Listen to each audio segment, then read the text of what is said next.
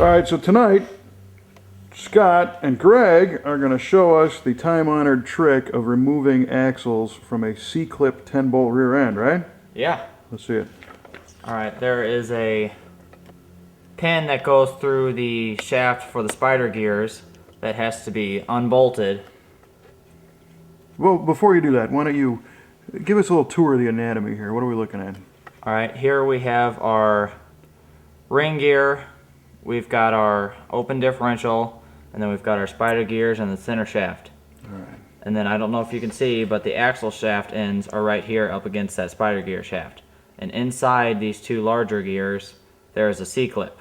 And that's what holds the whole axle in the housing. That's what holds it in the housing. And we want to take these off because we're going to detail the housing, and our new brake kit requires that we change this drum disaster. In order to do that, you got to take the axles out. All right, where's this pin you speak of? It's on top here, and it unscrews by hand. By hand. Just tell them that this was previously loosened. It's actually magic. Nice. And then without taking these bearing caps off, you have to roll the whole unit back farther in the housing to actually pull that pin out. And that is because?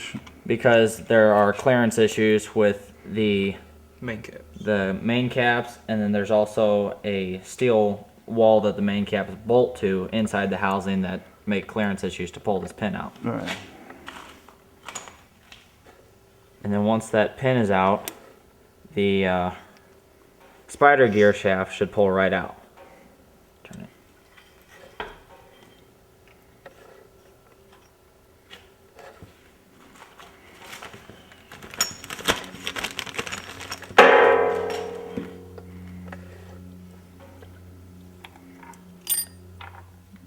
And then out come your spider gears. And that's a shim, huh? And the shims. And those shims got to go back on the right gears.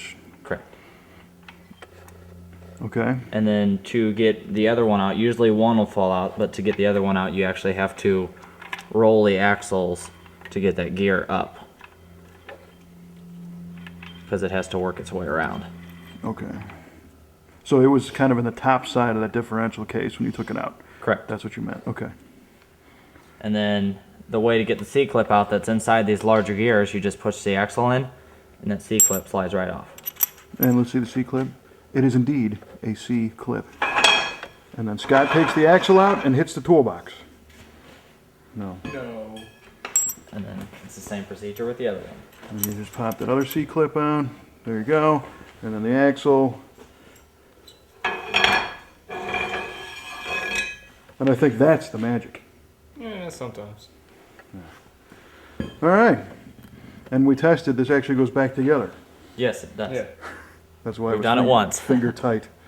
Right on.